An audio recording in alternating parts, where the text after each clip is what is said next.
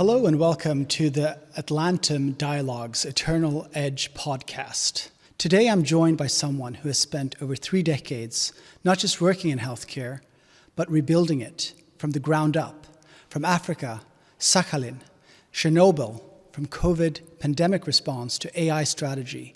Dr. Dominique Eggermont has operated at the intersection of medicine, infrastructure, and global system design, and is now building a new company, Medix and Regenix, the world's first global platform ecosystem for clinical and non-clinical professionals across healthcare. But before we go into that, I want to begin by covering your origin story. How do you go from being a doctor to now also becoming a systems architect? First of all, thank you very much, Oscar, for having me. It's an honor and a privilege. It's a pleasure to be here, and certainly a pleasure to try and elaborate on what I've been doing lately. My journey started actually when it comes to healthcare at the age of 7, when I decided to study medicine. I never let go of it, but the idea was actually rather to study medicine to help people and learning the skill, because medicine is an art that you have to acquire. It's not only a science, it's much more than that. And so by the time I got my degree, I had done a pre-specialization in surgery in Belgium, and I had the opportunity to go and spend a year in South Africa to practice surgery as part of a specialization program. And I ended up not going back to Belgium, but I stayed in South Africa for 13 years. Being an entrepreneur at heart, I decided I had the opportunity to join a group of practitioners who together established the very first privately owned emergency department in South Africa. That was with Mediclinic. And from there, going with the flow, I ended up establishing a group of companies, all in healthcare. My focus has always been healthcare. And after about 6-7 years, I was asked very nicely to give away 51% of my companies for nothing. So I had established an ecosystem that had, over a short period of time, from scratch, provided medical services to 150,000 patients. Wow. And so that's how I understood that I can see patients myself to a certain extent, but I cannot do that for 35 years. Which is the usual length of career for a practicing doctor. Whereas if I can put together solutions and ecosystems and so on, I would be, with a great team, able to help many, many more. So I left South Africa, ended up establishing a clinic in Sakhalin. That was already 2004. So this was for BP, I understand. It was for Royal Dutch Shell. Oh, yes. It was basically a Sakhalin energy project. And that's in the middle of nowhere, as I understand. Well, that's actually the end of Sovietism, on an island in far, far east Russia. It's a long 900-kilometer island, just 50 kilometers above Japan. And when I arrived in March 2004, there was basically nothing much. It's the remote wilderness, more or less. Well, I was in the main city, Yuzhny Sakhalinsk. We had some harrowing experiences, of course, but share some. Well, the very first thing that I had to do was to fly from Moscow to Khabarovsk, and in Khabarovsk I had to then drive 750 kilometers through the taiga. It was winter, it was March, very cold, and we went to the basically the mouth of the Amur river, and amazing experience. The river is actually so frozen that there's a highway running over it. So how cold does it get there? Well, easily minus 20, minus 30, with probably even, troughs of maybe minus 50. And that was my first experience with post-Soviet Russia. And then from there I moved to the island. And to give you an idea of the development, in March it took about 5 minutes to cross the city by car. And you used to go to a shop and with my inexistent Russian, let's be honest, I was actually pointing what I wanted from the shelves, and I would get a little scribbled piece of paper. I would go to the casa, and then I would pay. I get a little receipt, and I would get my bag. That was in March. By October, it took an hour to cross the city. And we used to go out at night, party, and 3 o'clock in the morning, we were hungry, so we used to go shopping, self-scanning. Wow. That's in 6 months. That's how fast everything developed. So that was a very special experience. So they were very capable and competent to implement these systems so fast from the Soviet Union to... Well, also because we were a lot of expats bringing in the know-how and so on. But as soon as money flows, and Sakhalin is a very particular kind of island, because there are about 3,000 students from all over Russia who come and study there. So what are they studying? Petrochemicals or? No, all sorts. No, not necessarily. Petrochemicals started in those days, but we were working. We had probably about 30 nationalities there. A lot of expats.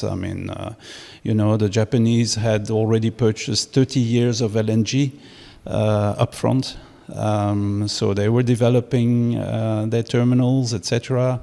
Oil and gas with Starstroy, with Shell, all those terminals, all those pipelines, huge pipeline project, all the way up north to Nogliki and so on. So a very interesting experience. And healthcare-wise, it gave me the opportunity to see another side of the world, to see another side of medicine also, where, for example, I would work with an acupuncturist. And that was very interesting in the sense that one day I went to visit the practice, and a patient was lying on the bed he was a terminal cancer patient who was on very high doses of morphine. But then I saw those acupuncture needles sticking out from the pancreas. And I thought, so I asked, is this helping? And she said, well, basically this patient has been completely weaned of morphine. Incredible. So I was amazed. The patient probably had perhaps 3 months to live, but morphine-free. And that's some of the most intense pain you can go through. Absolutely. It's a transfixing pain. It's an extremely... my mother died in pancreatic cancer, so I'm well aware. Yeah, well, you see, so my mother died of an astrocytoma, so a brain tumor, and exactly, the pains, for those patients, it's absolutely horrible. And so then, and I hope I'm not divulging any kind of secret here, but there was a very important person working for the company who had a very bad motor vehicle accident. The roads are very unsafe there, let's face it. And this person had multiple fractured ribs. So I called this acupuncturist doctor because this person had to urgently go back to the Netherlands. And I said, well, would you be able to provide acupuncture for this patient? This patient was about a 45-year-old lady, very high in the level in the company. And so we did that, and she flew back to Moscow. Then in Moscow she changed plane, back to the Netherlands. And she wrote to me and she said, "Doctor, I did not feel a thing the entire flight." And that was amazing for me. That was a revelation. It's astonishing, and this is not adopted much in Western medicine. Not at all. And my background being surgery, emergency medicine, I became very good at everything related to acute care. And here I came to see that a doctor who had been trained in China was dispensing a completely different kind of care. And I started to think, okay, how do we start looking at a human being differently? So I was trained in South Africa in intensive care because with cardiothoracics you do a lot of intensive care, and I was trained to look at a human system as actually the human body as 7 systems. So you're talking about the cardiovascular system, the neurological system, etc., etc. And so this is how I saw the human system. And I moved to then learn that you could start playing with this human system in a different way, not just with fluids and drugs, but actually with electricity, neurology. And everything in the body is electricity. We are one basically electromagnetic field, right? Our cellularity depends on an electrical balance. And another thing for me, if I may diverge, having done a lot of cardiothoracics and so on, if you look at the human heart, we all think and we all believed that the heart is a pump. Well, it's actually an extremely weak pump. It's about 40 watts. That's a light bulb kind of equivalent in power. But what the heart does when it pumps, it creates turbulence. And that turbulence charges the red blood cells negatively. They need to be functioning at minus 70 millivolts. And those red blood cells, they reach the capillaries and they shed sulfides. And as they shed those negatively charged sulfides, those sulfides goes to the wall of the capillary. And now negative and negative start to repulse. And that means the blood cell accelerates, goes through. And on the other side is the venule, which is positively charged. And it calls the red blood cell. And this is how the circulation goes. So ask yourself, looking at the heart, the 2 ventricles have almost the same size. But actually the ventricle that is pushing the blood to the lungs has the same size as the one that pushes the blood to the body. But if you want to compare the size of the lungs to the rest of the body, it's like comparing New York City to the United States as a whole. Mm.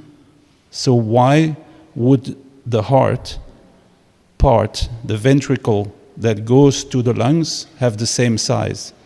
And that's where the theory comes, that actually the pumping action is to cause this kind of turbulence. So when you learn all of that along the way, you realize that there is another kind of medicine, a novel kind of medicine, or perhaps a kind of medicine that we were taught in the West, and one that's coming from the East, and East and West need to meet. Because ultimately, we're only focusing on one type of healthcare, which is the acute medicine care. The retroactive, meaning by the time a patient starts having the symptoms, which are alarm signals, well, we've probably already wasted 10 to 20 years. We could have been ahead. We could have prevented. We could have preempted. And we end up with having to play catch-up.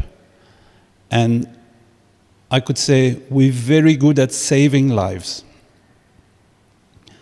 But so far, we're not good at providing quality of life.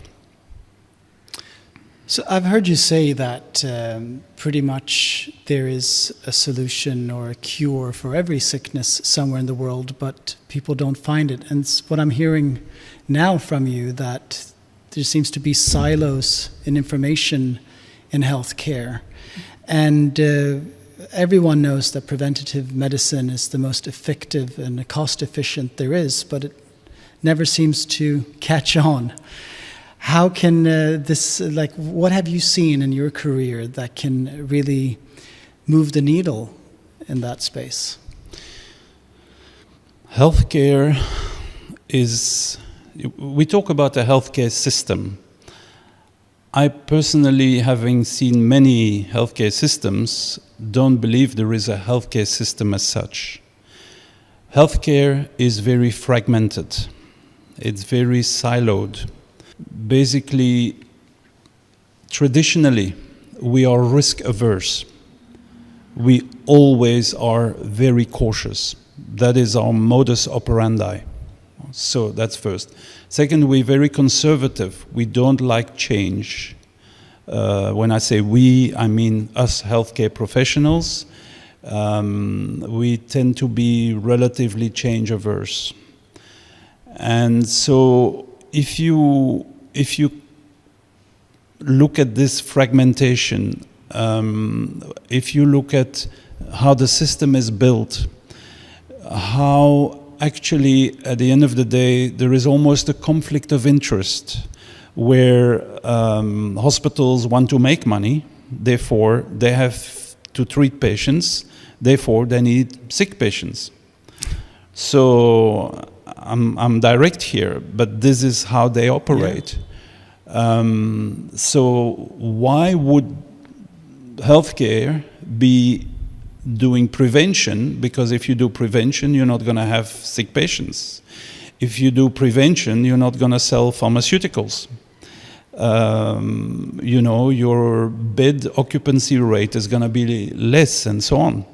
So the business model is incentivized wrong for public health. How can this be fixed?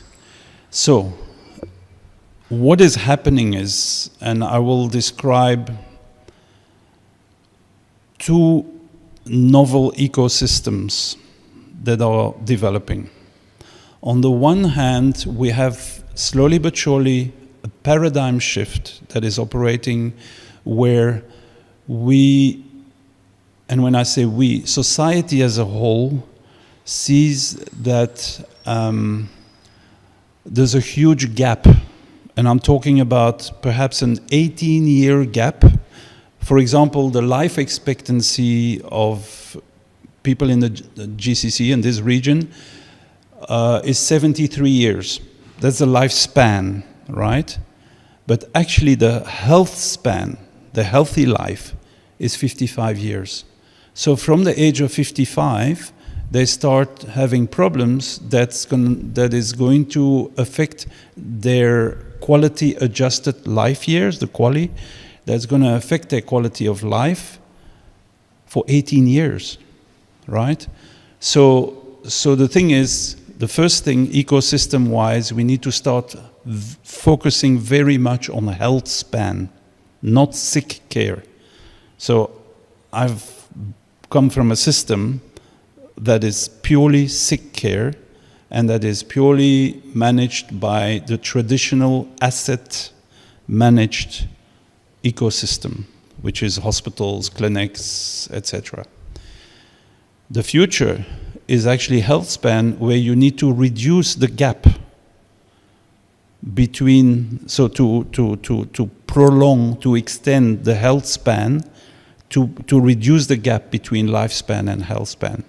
If you do that well, you're probably going to extend lifespan, but I wouldn't promise that I'm going to extend lifespan. I'd rather promise that I'm going to improve health span, and that by doing this, I'll be able to save a lot of money. I think that is extremely important for society, because you cannot fix the healthcare system as it is today. The cost of healthcare is increasing faster, is growing faster than the GDP of most countries. It's shocking. I mean, the US is spending how much per capita? Almost double what the average European cost is. Well, that is also the reason for that is also because of the inherent, the way they have structured everything, where a clinician gets 4 cents to the dollar. So basically, clinicians somehow have abdicated control or power, or whatever you want to call it, over the healthcare system to big industries, funders, insurers, financial institutions, etc. And so the result is the clinicians don't have much to say anymore, and they become glorified administrators. They spend more time doing paperwork, and you know, plus, there's no time for empathy when you only have 7 minutes per patient. Yeah, I'm talking about primary care here. So, and I was talking about ecosystems. So, on the one hand, we're developing this new ecosystem called the health span ecosystem, considering the first one was the sick care ecosystem. And health span is about longevity. So, but again, the term longevity is not necessarily correct, because longevity, if you take the French origin of the word, it's about living longer. And I'm saying, no, I want you to live better. I want to add quality life to your years, or quality years to your life, not just adding years of life. We want to add quality life to years. But isn't this so much about culture? You look at the US with processed foods, and look at the Middle East with fast food, soft drinks. I mean, it's been decades since children drank more soda than water. Everybody knows these simple answers, what's needed to improve your health, but getting people to actually do it is something very different. Nutrition is a major, the food and beverage industry is a major stakeholder in an economy. I always like to say, never eat anything that's white. Sugar, flour, rice, those products are toxic. If you start looking at the obesity levels in today's population all over the world, many people live with a BMI above 30, but there are people who live with a normal BMI of 25, but they are perhaps even more unhealthy than the people who live with a BMI above 30. So it cannot be the only factor that tells you if somebody is unhealthy. You need to look at many other aspects, and of course lifestyle. If you're 25 and you smoke, if your BMI is 25 and you smoke, you can be more toxic and more unhealthy than if your BMI is 30 and you smoke. You can be fat and fit. But I guess your mental health plays into such a great extent. Community, isn't it the case that in Greece they have very high rates of smoking, yet they live longer than many other European countries? It's a good point. I mean, it's well known that the Mediterranean diet is beneficial, more beneficial. Perhaps because it's based on, they mention olive oil and so on. Although a soup spoon of olive oil is about 130 calories. So I'm not sure if that's the healthy side. Red wine helps apparently with antioxidants. Look, the big thing about humans today, or until today, is that when you get sick, you have symptoms, you have pain, you have an acute crisis. Therefore, you're going to look for help. But the 10, 20 years before, you were living with the, I like to call, invisible man or woman. That invisible man means that there's no issue, so why should I do something about it? Number one. We also, as humans, we like to have this immediate reward, and we don't like the consistency aspect of things. I mean, consistency, to define it, if I tell a child, brush your teeth,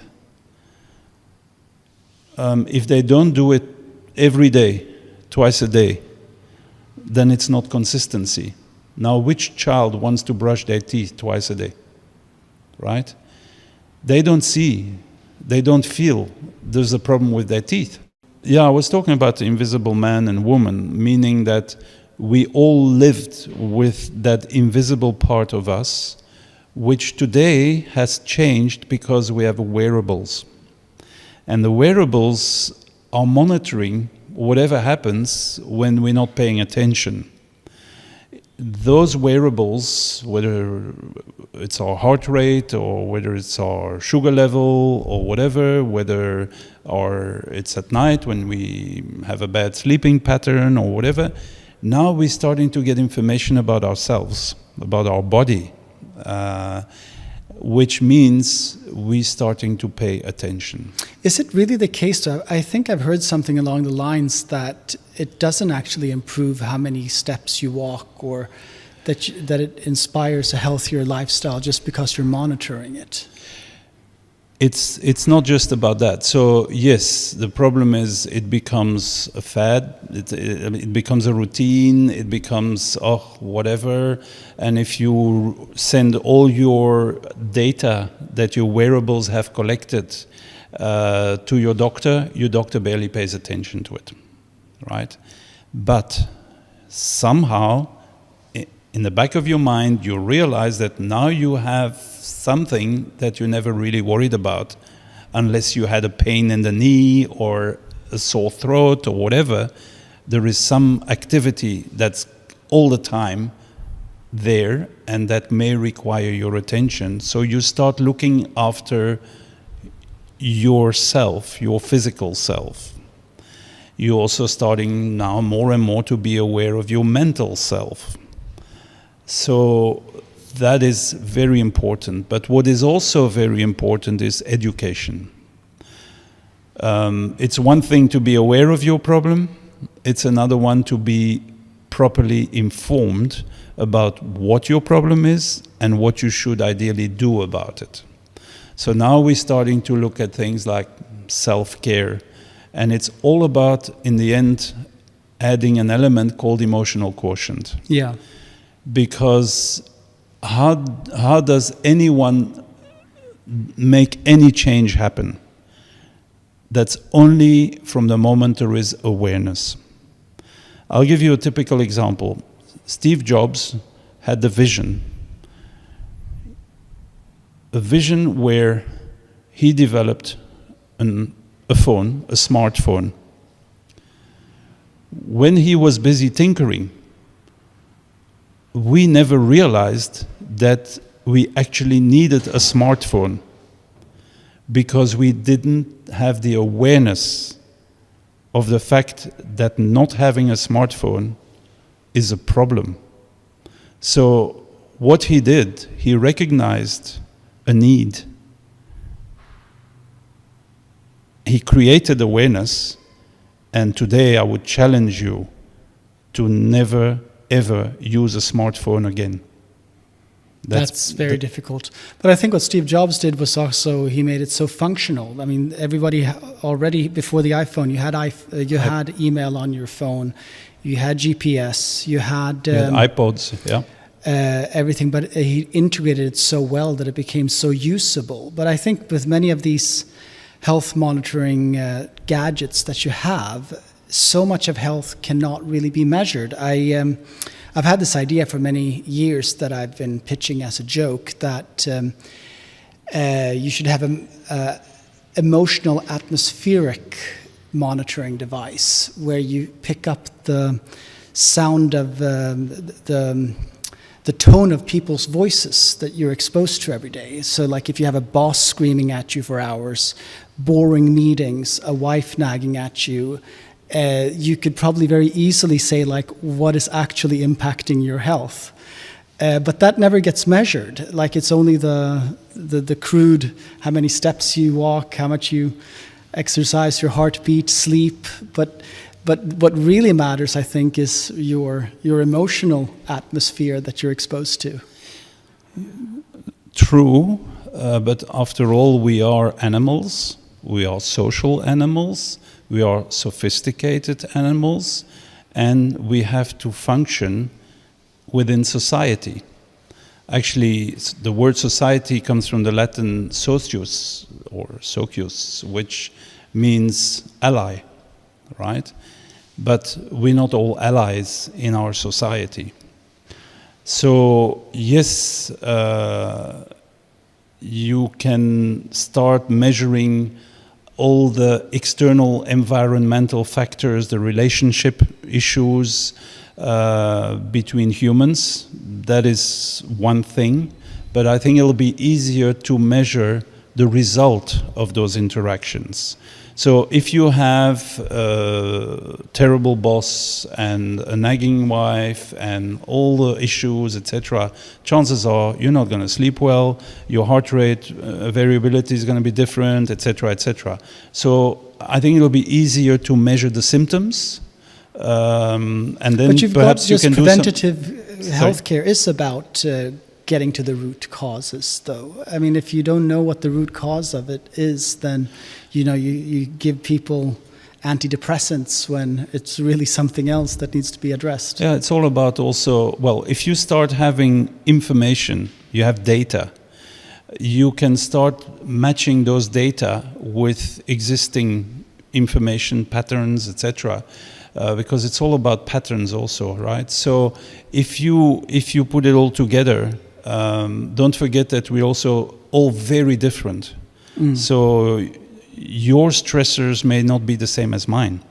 Yeah. That means and our resilience is very different. Exactly. So that means that I need to, as a clinician, I will have to look at you as one individual.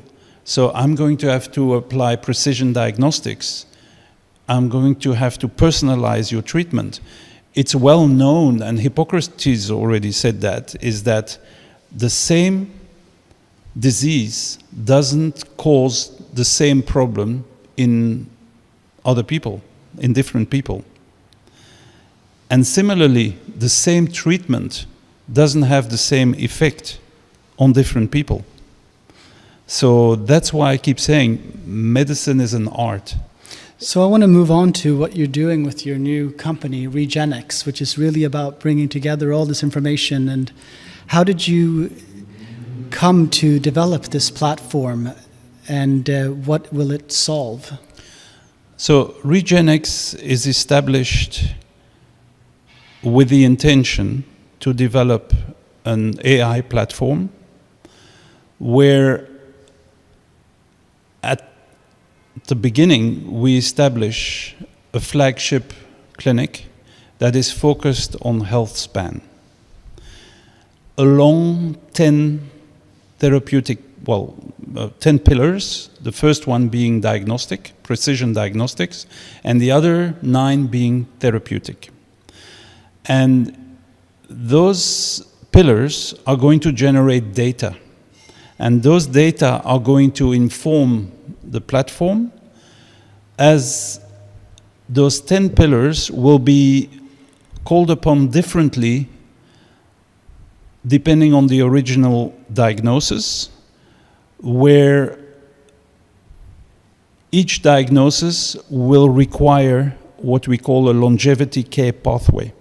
So you're not going to use all the pillars, and when I talk about the pillars, it can be regenerative, it can be recovery, it can be neuromodulation with pain management, it can be cardiovascular, it can be sexual, reproductive, it can be It's the full spectrum. The full spectrum of the human being. Remember, I spoke about the 7 systems, and basically those 9 extra pillars beyond diagnostics have been developed according to those 7 systems. Basically, we're looking at precision diagnostics for holistic care.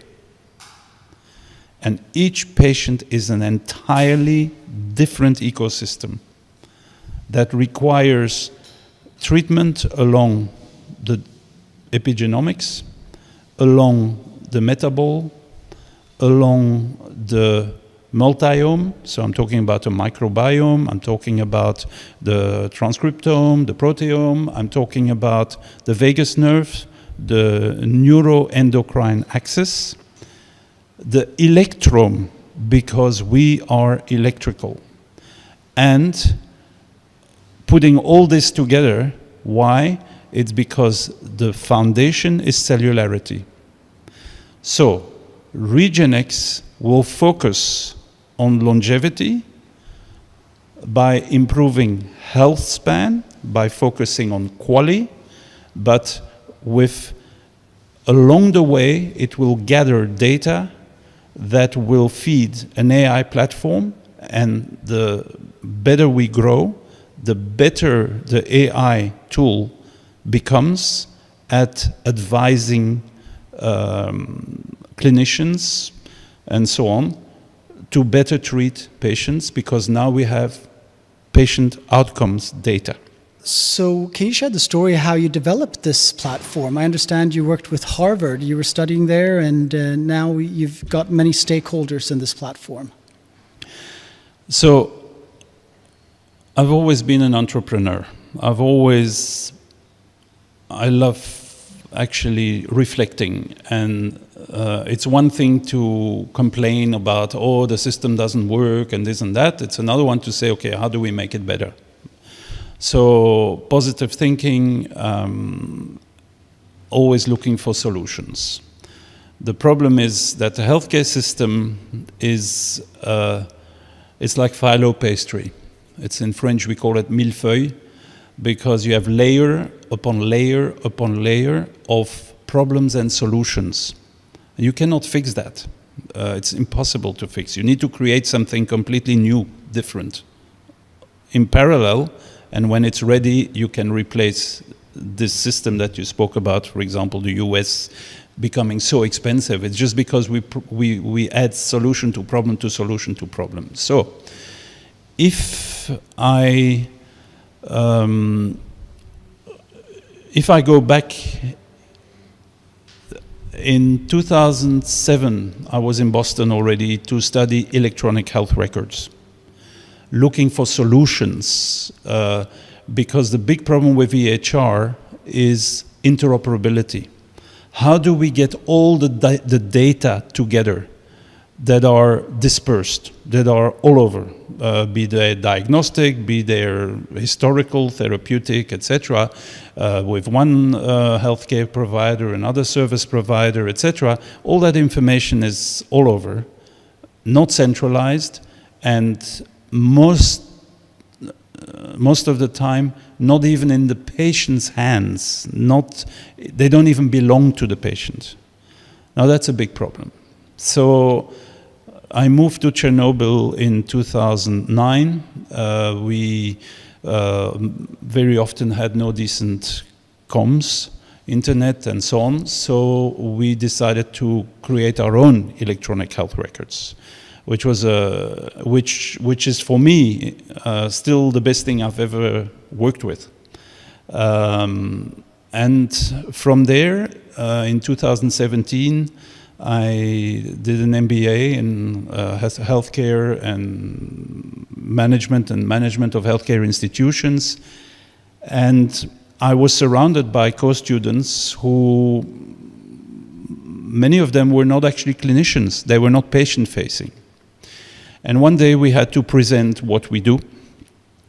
And in those days, I was doing what I call medical engineering, meaning I arrived in Chernobyl in 2009 and there was nothing. I had to do a gap analysis. I had to design a clinic. I had to put together a team. I had to deal with all the regulatory and other legal aspects. And so and I just carried on. I went there for 3 months actually, and I ended up staying 10 years. But that was great because I could test a lot of things. It was like a lab, like you're on an island with no communication, and you can just start testing all sorts of solutions. And so I presented this medical engineering aspect to my co-students, and when I finished, they came to me and they said, "But Dominique, we didn't know what you do." And I said, "Well, you know what's funny? I also didn't realize what you do." And we're talking about, I had a professor, co-student, is a professor in spinal surgery, but also pharmacists and hospital managers and politicians even were there. And I thought, actually, healthcare is so siloed. We don't even know about each other, what we do, how we contribute to a so-called system. So I decided, and I came up with the concept of witty medics.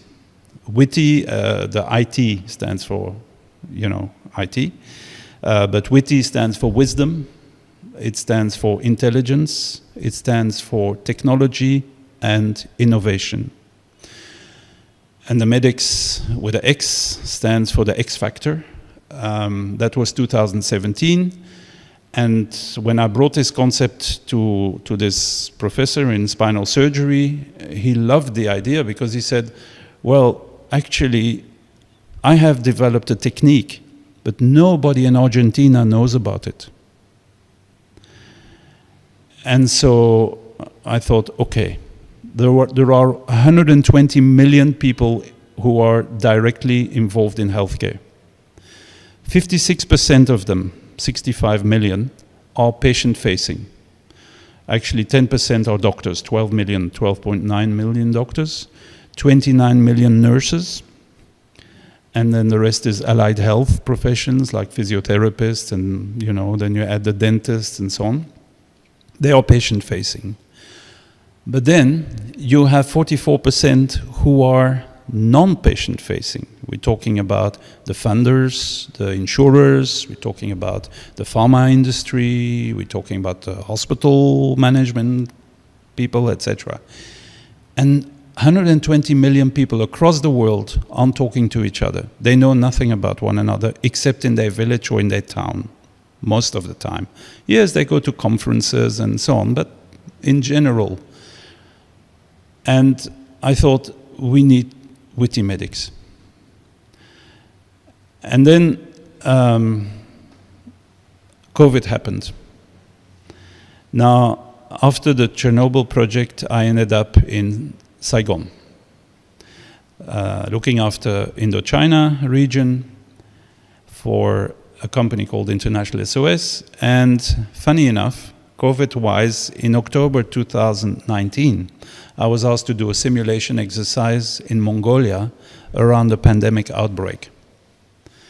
And so I went to a Rio Tinto mine in Oyu Tolgoi down south in the Gobi Desert and spent a few days there, and we did a complete simulation exercise over a 100-day period about a pandemic outbreak.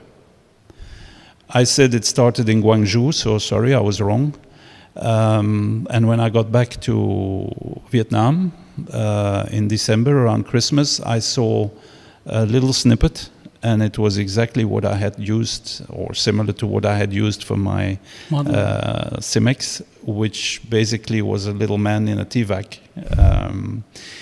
And then on 21 January 2020, the pandemic was officially declared by WHO, and I thought, that's it. That's exactly what I was talking about. And this is where we all realize that we are one world, because it's a pandemic, right?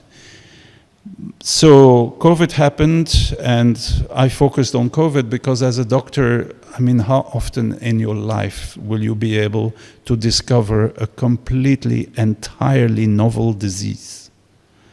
So I found that very exciting and ended up helping a lot of companies because we were looking after about 80% of the Fortune 500 companies. All the GAFAM were our clients. And so I put Wikimedics to the side, and thank God, because that's when AI came up. And if I would have spent millions on Wikimedics to develop Wikimedics before AI, the LLMs, etc., becoming so preponderant, I would probably have lost a lot of money, and then COVID would have probably destroyed us. So in 2023, I started focusing on Wikimedics again, and then I wanted to learn more about AI to become more confident and proficient with it. How far could it go? And so I went to Harvard, followed the AI in Healthcare program, and I met a bunch of extremely intelligent people, very, very interesting individuals. And you know what?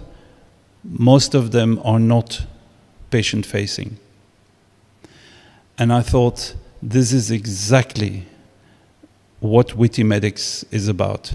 It's this community of individuals, professionals, from all walks of life, but actually 70% only are in the US. All the others are all over the world. And when we finished the program, I thought, oh, we're all going to lose each other. So I founded SANAI. San as in health in Latin, and SANAI as in AI, but actually to make it more diverse. The name I chose was also because it was the name of a Persian Sufi poet of the 12th century. And so I always like to play with words and so on. I enjoy that, and it worked. And so right now, without pushing at all, without promotion, there's about 150 of us already, and some people from MIT have now joined.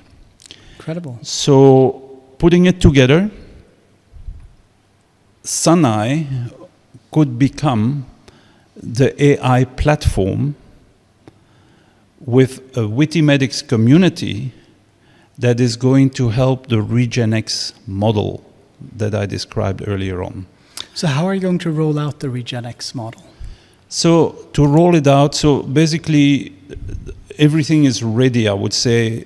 We have like 1,000 pages of, I mean, my friends laugh when I say that, but of feasibility study. We've done all the research, the financial projections, everything is ready, the deck is ready. So it's a question of establishing a flagship clinic. And it will be here in Dubai? In Dubai. Because this region, there's two things about Dubai. First of all, it's regulatory, it's innovation, the environment in Dubai, the fact that they are pioneers, the fact that they don't have the legacy issues that Europe has. So it's much easier to implement things. I mean, Dubai is one major sandbox. Yeah. Okay, so number one. Number two, Dubai has a huge, and the GCC has a huge problem with non-communicable diseases, chronic diseases, that represents a cost burden of $122 billion per year. Now, if you look at it that way, then you say, well, we can actually work together with those societies and say, look, we're going to reduce your gap. Remember I said the gap between health span and lifespan is 18 years. We're going to reduce that. If we reduce that, we reduce your cost burden. That means we can actually develop a platform and a system that once tested here can be shared across the world. And what is the business model for using the platform?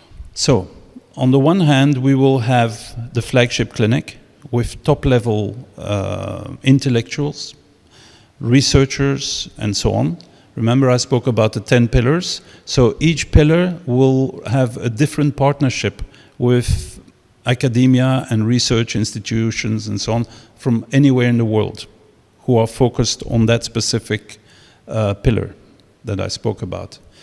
As I said, that's going to generate data. Okay.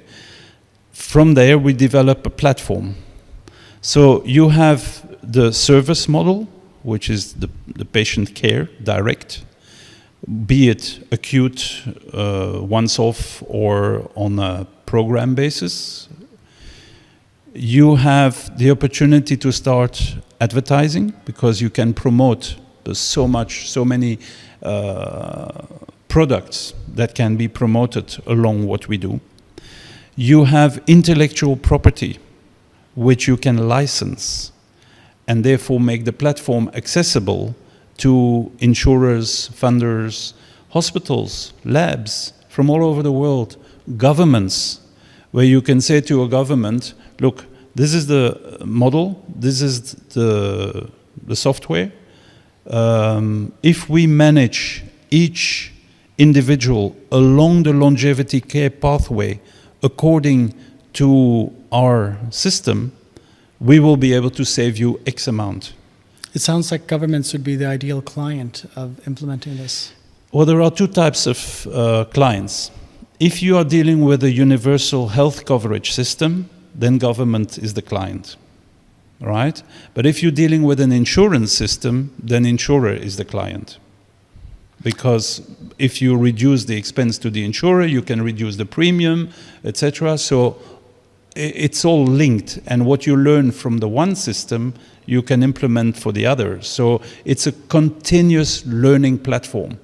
AI will learn on its own. You feed it with data, so you start validating your models, right? So you become better and stronger and better.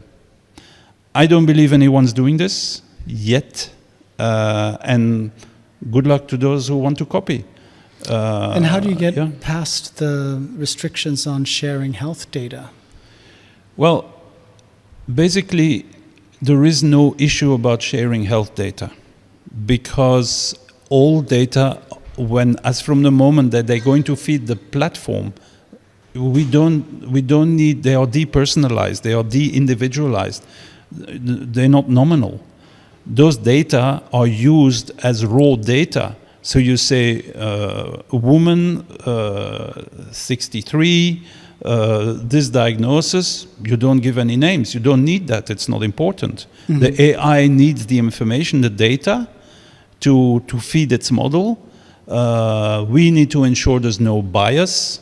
That is the big problem today with AI is bias. When I was at Harvard, I did some research, and I ended up with 42 different types of bias. Right? I mean, the lecturer spoke about 7, and I thought it can't be, there must be more. And I ended up finding 42. So if you look at it this way, you don't need patient information. It's the AI platform that helps guide the clinician to treat the next patient. So it's all about scaling up the vast amount of data. Scaling, exactly the word. So the flagship institute will be the first one of a series that will go across the world. It doesn't mean we have to acquire hospitals anywhere else, but we can franchise, or other hospitals across the world can adopt, plug it into their system. And the system generates more data. Yeah. Sorry? Becomes like an ERP for the health data and... Exactly. And again, as I said earlier, the most important is interoperability. It's extremely important. I always compare it to a Formula One car. If the chassis doesn't fit the engine, that doesn't fit the suspension and the brakes, etc., it's never going to run well. Look at what's happening, for example, with Aston Martin today. Okay, so you have to make sure it's all interoperable. So that's why it has to be a Regenex kind of system, because we have to develop this. And this is why we're looking for partners and funders who believe in this story and who actually want to see this come to fruition. So when will we see it in action? Well, very simple. As I said, we're ready. The financials, everything is ready. The team is ready. It's a question of finding the funding. Once we have the funding, it's a question of putting all the systems in place, finding the right property to establish the clinic, and of course getting all the licenses, making sure that all the regulatory aspects are totally, absolutely clean. So all that takes time. But if we could start, let's say the third quarter of this year, that means that we could be operational already, say, end of year, early next year. So we have a 5-year plan, which means that initially we start with a clinic, but by year 5 the platform will be the major thing. So they will grow together, but eventually the platform will go exponentially, whereas the clinic will be limited, of course, by its own size, and that's where we will have other clinics joining. So we generate more data so that the platform can grow even more exponentially. I look forward to following your exponential growth. Thank you.